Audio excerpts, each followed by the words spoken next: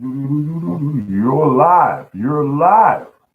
Someone asked me yesterday, was I coming back on? Yes, I'm coming back on.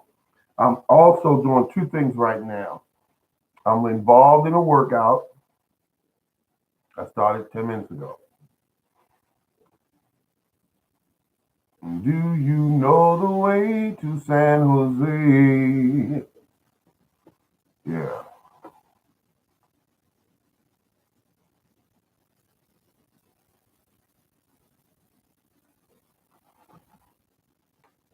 First one in the room. Look at that. He came through. I said, good day to you, sir. Thank you very much there. Green Universe. Oh, I love it. I love it. I am just excited about the videos that I put up earlier today.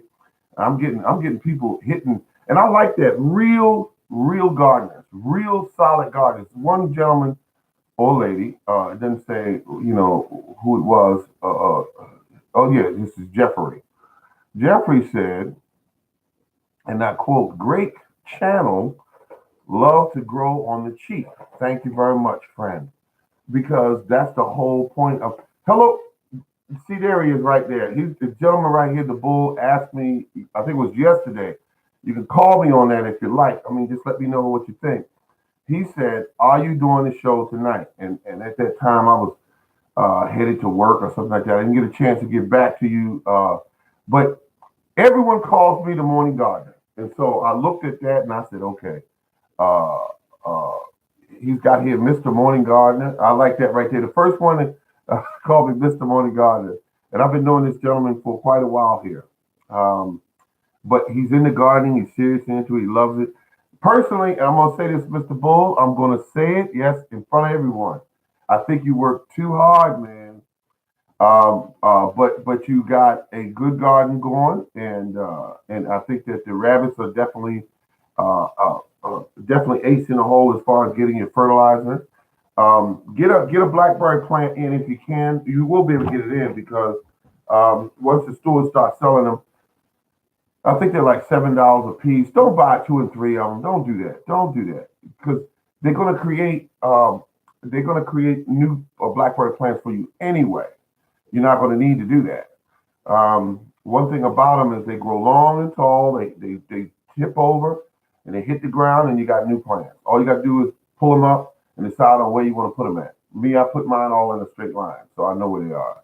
But you don't need to ever buy but one plant. Okay, let's say evening, morning gardener. Thank you very much. Hello, how you doing? I am I'm doing well. I mean, really, I'm doing well. I got a ton of stuff done this week. All my stuff is stacked up and ready to go. I am going to grow potatoes this year in straw. Saw a video on it. Got really excited about it. And all the lady did was she took the area where she was going to put it down in. She cut the grass in that area and she laid some newspaper over it. And then she put the potatoes on top of the newspaper, put some manure on top of on the potatoes, and then she covered them over with thick straw, not hay, because hay occurs a lot of grass seeds and other type of other type of plant life. But the straw, and she put the whole bale over there and just really kind of, and then she watered it down real good. And next thing you know, they were coming up through the straw. And you can reach. Great thing about the when you go to get your potatoes is that they can get as big as they want and grow as many as they want because they're not underneath of a really deep, heavy soil. So the straw allows them to do what they got to do and stay moist and warm, and that's what potatoes prefer.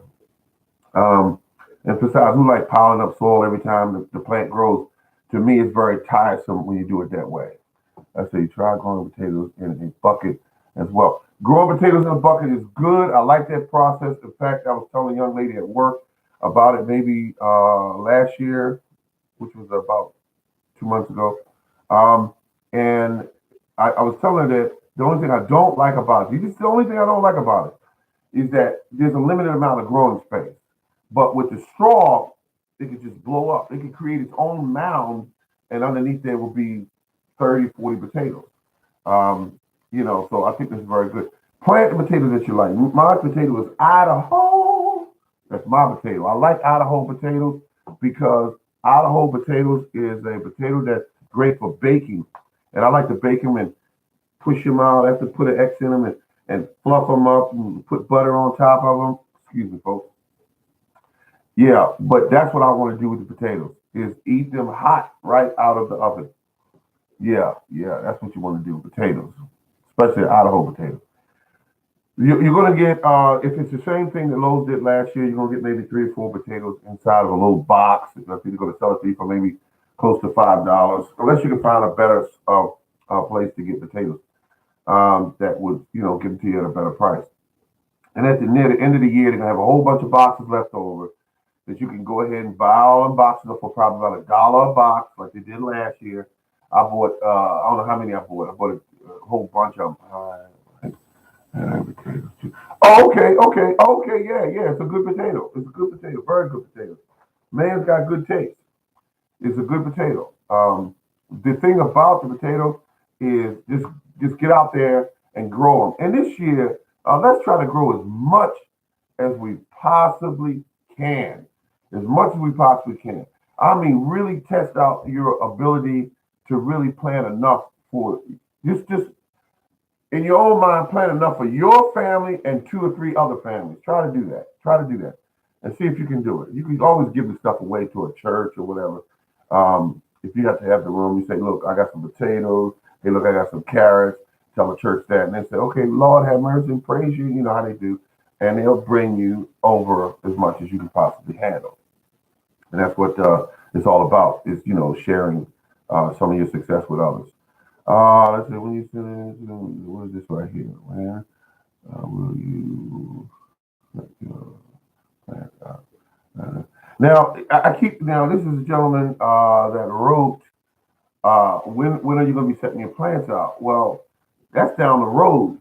I'm not even concerned about that right now. In another 2 to 3 weeks, something like that, maybe sooner than that, I will start some of my plants.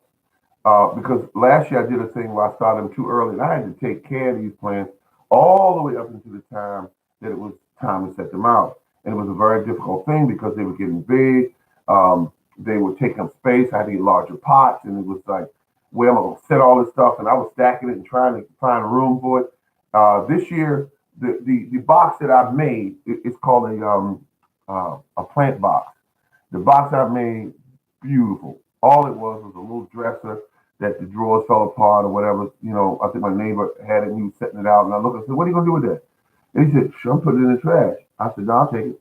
I took it, and it's about 6 feet long, 4 feet wide.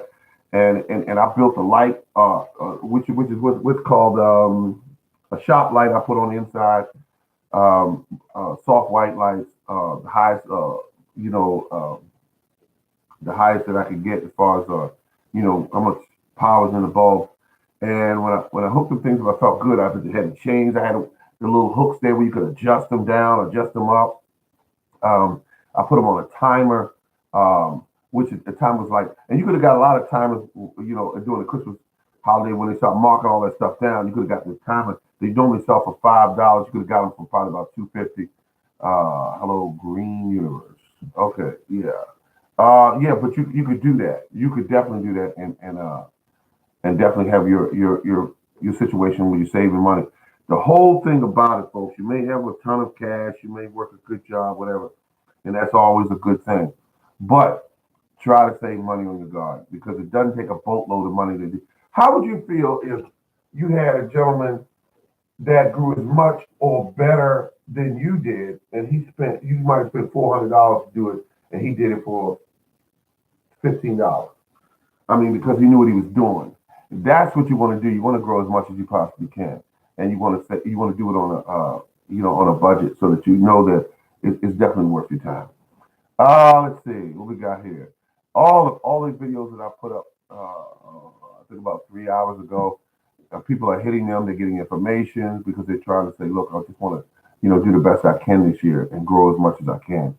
And that's the name of the game. Get the blackberry plant. I want you to do some research. And I want you just to look up benefits of eating blackberries. That's all I want you to type into YouTube. and or you could actually Google it. But once you go and look and see how much that berry offers you towards your health, about diminishing risk of cancer, high blood pressure, all kinds of ailments in your body. It is a berry that you would say, how in the name of God did not have this berry on my property already? This berry is perfect. And now, I did both. Another powerful berry is the blueberry. Powerful berry. Um, but all in all, make sure you get the blackberry on your property. Make sure. I said, my.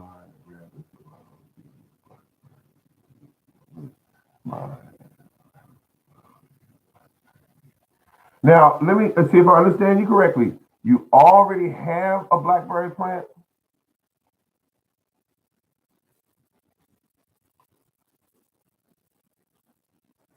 You already have a BlackBerry plant? Go ahead and type anytime you like. Just go ahead and type it. That's it. Now, I think what you're saying here, because you just put a 5 there, I think you're saying you have 5 BlackBerry plants.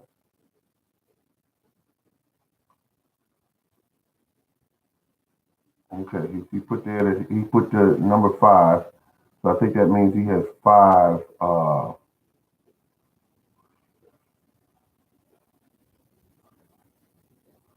Yeah, okay, that sounds great. I mean, you're doing good. You're doing good.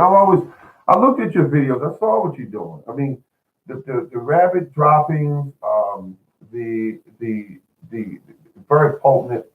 You got to take that stuff and put it in bags and everything, and just say, "I got this. This is great. This is great stuff." Because the rabbit poo is great stuff. Make certain that you can do that. Make certain that you can do that, folks. If you have any rabbits, use them and take care of them and care for them because they're great animals. They're very great animals, and they are very social creatures. That's why it's hard for people, some of them like me, to eat them or something because I can't do it. Yeah, but I got out there in the yard and I looked at my. I have 5 rabbits. Oh, you have 5 rabbits, and I know that means that you're gonna have a lot more rabbits because one thing that rabbits are very good at, and that is getting lost in a crowd.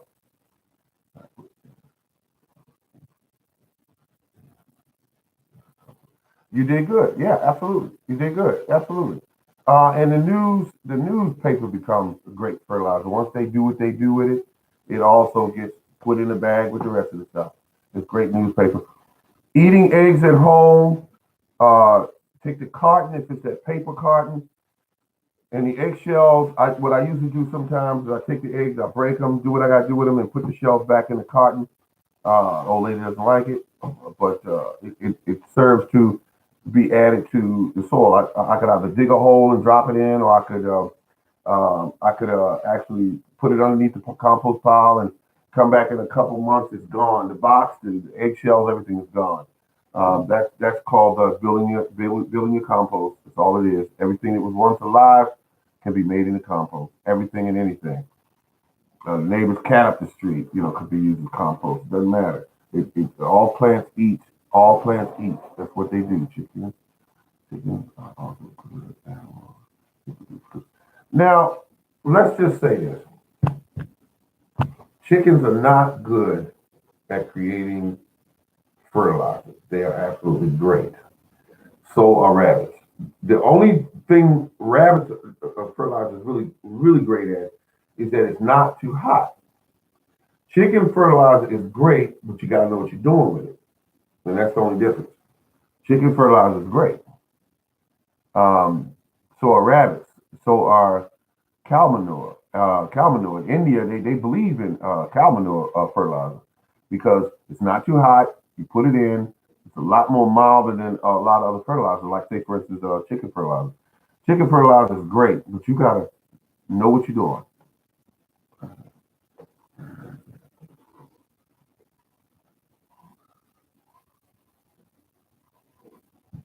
Yeah, yeah, yeah. Okay.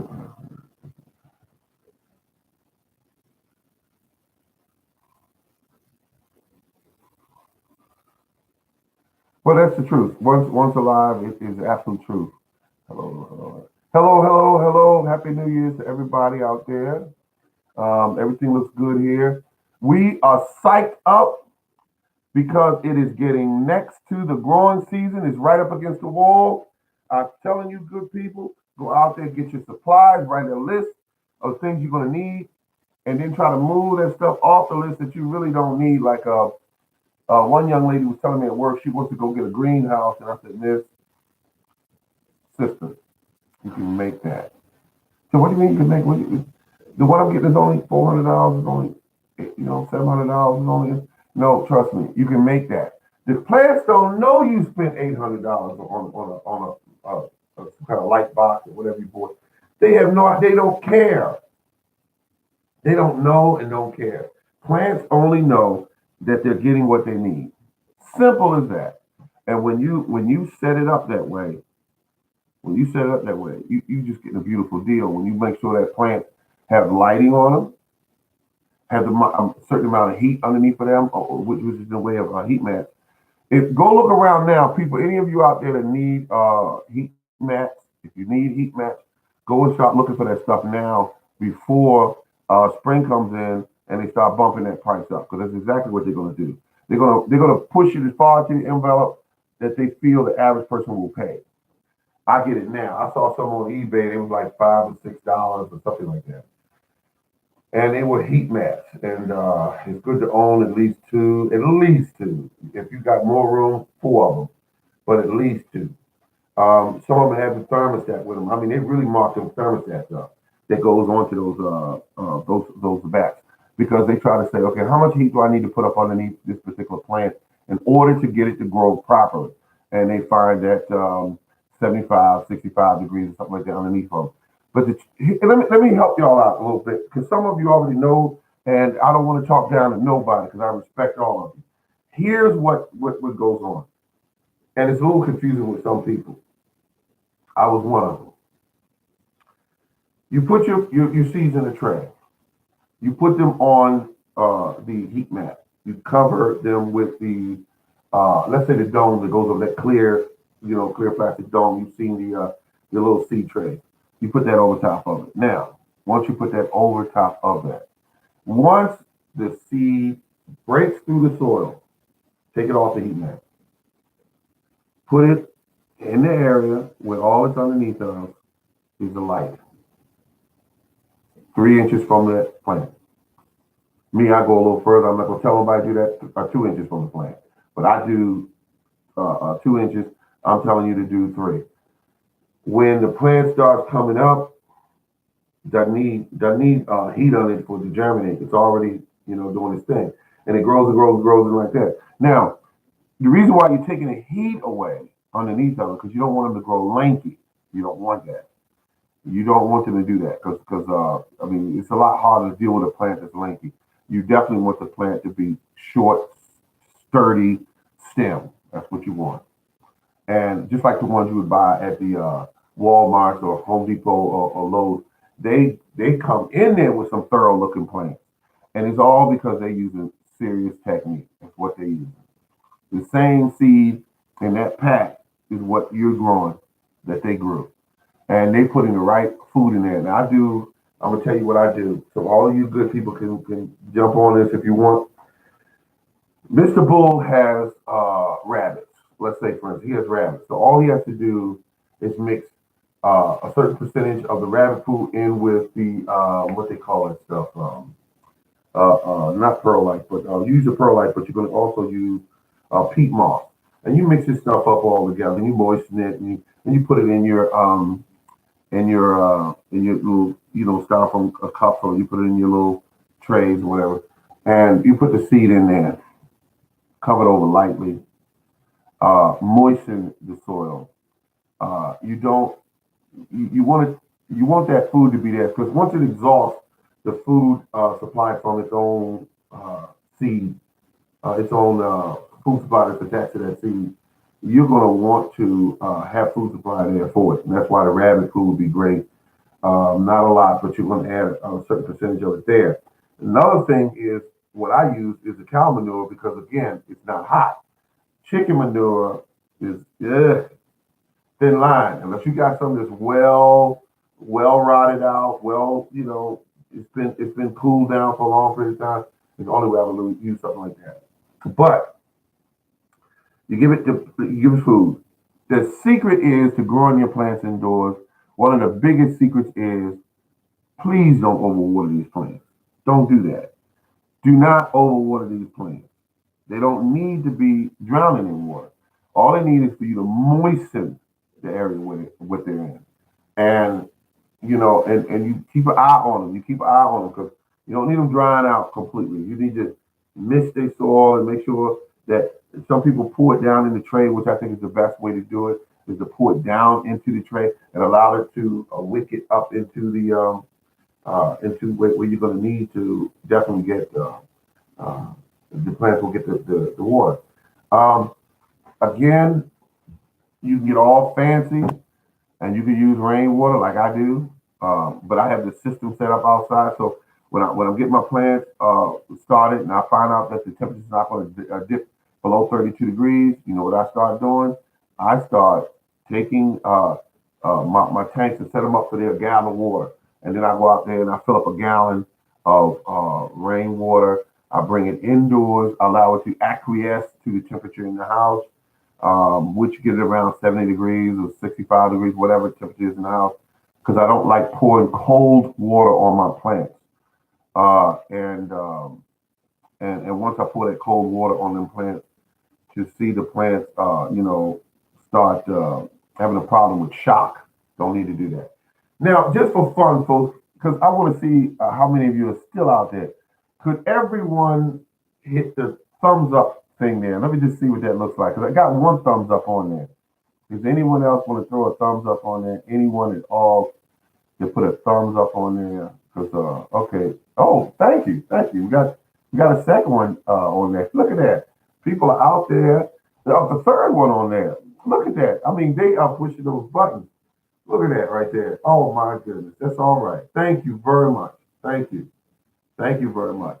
Um, so what's going on is that good clean water, not over water, and if you can, number four, thank you. um, Number four, excuse me, not number four. Sorry about that. But I like to see the thumbs go up. I like that. But the thing about it is, make certain that you do not overwater. It's very important. Make certain that when you're growing your plants, you're checking them every day. Just check them. Get off work, go check them. Look at them. And what you're looking for is those leaves. Are they off green? Are they dark green, pretty? Have they grown any? Um, are any of the plants touching the light fixtures? If they are, bring it up. You don't want them touching it because those bulbs can get somewhat warm. Better off to not let them, run into that problem.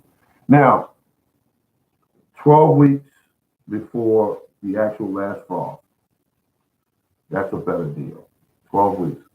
So I'm going to start my plans not very soon, but it's going to be soon because I'm going to have, and now I want to throw this out there before it slips and goes off. And I'm giving this information because I want to see all of you do really good. I just want to see you do good.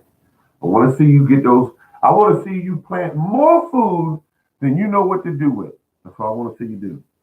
More food than you know what to do with. If you say to yourself, I'm gonna do cucumbers. I'm gonna put in two plants. Put in six. If you have the space, put in six. Put in six plants. Put in six plants, and you will love that because you'll have more cucumbers. You know what to do. Gonna put in some tomato plants. We're gonna put four of those in. Put in eight. Just put in eight plants, and have tomatoes everywhere. Give them to your neighbors. Give them to your family. You eat as much as you want. Store some away. Eat spaghettis and the thickest, richest, prettiest tomato sauce ever made. You make it yourself. You make it yourself. There's a ton of recipes on YouTube that will help you out if you ever get stuck. But just go in there and have a dinner with your family with fresh made bread, fresh made pasta, fresh made tomato sauces on that pasta. Come on. you'll be eating like a king or a queen. And then you'll look at it and say, you know something? These tomatoes, because of some of the information I got online, you don't have to say the morning garden, because, I just do what I can do. And I try to give as much information out there as I can. The thing about it is grow as much as you can. Excuse me. Grow as much as you can. Tomatoes, no matter how much money you make, tomatoes are expensive. Tomatoes are expensive. And they don't taste right when you buy them from the market. You cannot convince me that they do. When you grow them from your own property and you put the right amount of things in that soil, that tomato will be sweet. You make a sauce out of that, you'll say, I got to do this again. Growing basil, fresh basil in your sauce. Come on now. What's that? Pesto sauce made with fresh basil. Uh, there's a um, there's a garlic there's a garlic butter that's made. It's a beautiful thing. When you start making some of your own stuff, see, here's the problem with gardening. Once you get hooked on good solid food, it's hard to start back to this stuff in the grocery store, and that keeps drawing you closer and closer to gardening.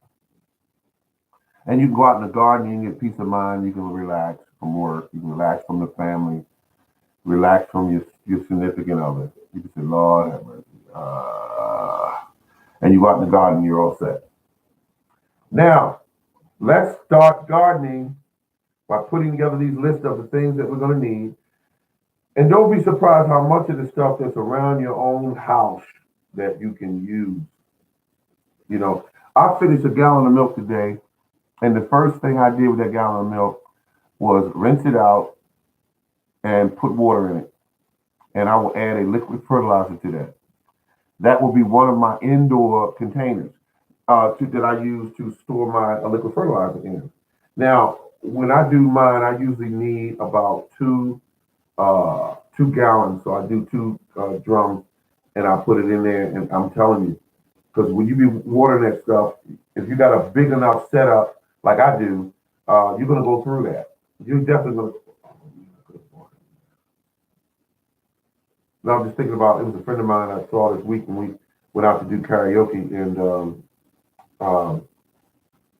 the thing about it is I did not, and I forgot because I could have brought him some fertilizer over. I have close to about $300 worth of fertilizer. It's not a lot, but they had the sale on, and I went through it. I went through it like a crazy man. I got all the fertilizer I needed for at least probably about 3 years. And then I went now the black cow. The reason why I use black cow because I like it. I'm not getting dollars from the company to say that. I'm not getting that. Where they say, hey, he's paying. I'm not doing that. But what I am doing is I'm using it and almost. Okay, all right, that's good to know. That's good to know. Hello, morning gardens. Hey, how you doing? How you doing? Let's see, the food forest permaculture, and it says unknown. I wonder why. Oh, okay, it might be something else he answered for somebody else. But let's see now. The the thing that I'm getting at is that food is so good when it's cooked right, but you start with the basics and you grow it right. You grow it right, pure, with natural ingredients and what you naturally put into it. Now, I told everybody I use a pitchfork. That's my favorite instrument to use in the garden. Um, I used to use a tiller. I don't knock those who do. I won't do it. Never again will I do it. Never again will I do it. I know what that does to your soil. Tears it up. Black cow. As long as I get quality from them, I'll keep using their product. But it's hard to get their product when it comes in the spring. God knows it's hard to get their product. I told a young lady at work yesterday, 2 days ago, I said, listen, go ahead and get your black cow now. I'm telling you because if they have it still in the store, then right now I destroyed a whole pallet that they had at the store. a couple days ago. I loaded my Jeep down, and then I came back for more trips. I'm in 7B. 7B. That's Maryland, and I'm gonna tell you right now, we haven't yet got into winter yet. But see, I buy my black cow, I buy my ingredients sometimes when the bags are frozen solid when I go to the Lowe's or something like that to get it. I go to Lowe's, and when I go there, the bag is solid frozen, and I tell them they got a big sign up there that says gardening department closed. That never stopped me. It never stopped me. I'll go to one of the workers. I'll say, listen, you got a pallet with about 10 bags of black cow back there. I want them. And he'll say, oh, they closed. I said, can I please see the manager? Manager comes out. I said, how you doing, sir? I'd like to buy those 10 bags of black cow. He says, Frank, get the key and open up and give them the bags. That's what he says. Because why let it sit there? It's not earning any money when you can put it in this guy's car and we just earn some money. That's what we're in the business for. See, the manager knows the difference between a sign and the reality of it is, which is we're trying to make some money. We're trying to get some money. We're not going to let this guy go out of here if he wants 10 bags of black cow. I roll my cart in there, I load it up, and the worker's still looking at me like I'm strange. He said, why is this guy buying manure and it's 15 degrees today? What is going on here? Well, oh, they didn't want to load it. Hey, yeah, I had it, I had it. But I loaded it up when they come back in the spring. Now, when the spring opens up, imagine this. Everybody starts grabbing the black cow. Everyone's grabbing it. They're taking it. It's running out. They keep calling the store looking for more. And the employees keep telling them it'll be in 2 weeks. It'll be in 2 weeks. It'll be in 2 weeks. And I'm thinking, damn, that's sad. I got 20 bags home. I said, I got 20 bags home. I bought them early. I made sure I had them. And so that I'm not out there asking them in a busy line, when is the black cow coming in? Then I have to rush up there in the morning when they say it's coming in on Thursday. I rush up there in the morning and make sure I'm one of those people that loads up. No, I don't like doing it that way. Dead of winter, that's when I shop. I'm telling you all that because that's the way I do it. Dead of winter, 20 degrees, 10 degrees. I'm in there buying fertilizer on sale. I'm in there buying black cow on sale.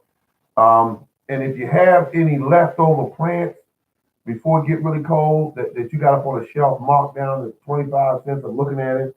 And let's say it's some kind of beautiful kind of raspberry plant that doesn't grow thorns, it comes home with me. That's how I do it. That's it.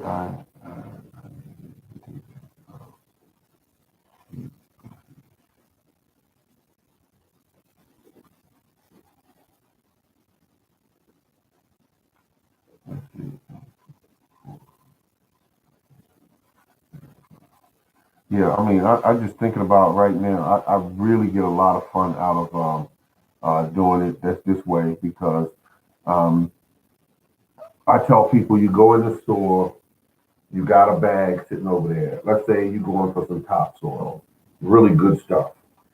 It's $5 a bag, $6 a bag, but they got two over there that's busted. Still got the same amount in them. It's busted. You go get the manager. You do not get the worker there at the cash register because they have very little authority over setting the price. You get the manager. You say, "Can I see the manager, please? I want to get a price on this item up over here." He comes over or she comes over, and you say, "Listen, I see 3 bags over here busted. Can you give me a price on them? I'll take all 3 if you give me a good price." He comes out, she comes out, and says, give me $2 a bag. And then you say the magic word. Could you give me one of them Lowe's plastic bags I can put it in? And if he pointed to you, if he pointed out to you, that's good. But if he come and help you and he bag it up for you, that's even better. I did that with some of the cow manure. They had, but I was, they only had 2 bags that were busted. Um, And so they loaded it up. There was $2.50 a bag, and so I got them. I got them. I grabbed them up. Yeah, I got them. Well, good people, I love you all. I'm gonna go and finish my workout. I just looked at the old clock on the wall. It's going on 7 o'clock, and I gotta go get my workout on. But it's been fun. I thank you very much for tuning in. And keep those questions coming when you do tune in. And remember, I'm gonna start putting up a little announcement that letting you know what days and times I'll be on. I'll let you know hours ahead of time. All the best to you as well. Thank you, sir. Thank you. Thank you very much. Oh, okay. Oh, I appreciate that. You enjoying my channel. Thank you. I appreciate that because at first I kept looking at it and saying, is this actually worth it? I got no viewers. I have no viewers. No viewers. And but now I'm getting some viewers because people are getting me message that they want to save money. Oh, hey, Alabama, Gardner. This is another classic there. I'm still waiting on this gentleman to put another video out and show that soil. Talk about that soil. And Alabama gardener. Yeah, I mean, I got him on there. He said, "I'm the Alabama gardener, and I'm going to show you how to grow tomatoes." I just said, "Okay, this is going to be good." All right, good people. Thank you very much. You have a good day. All right now.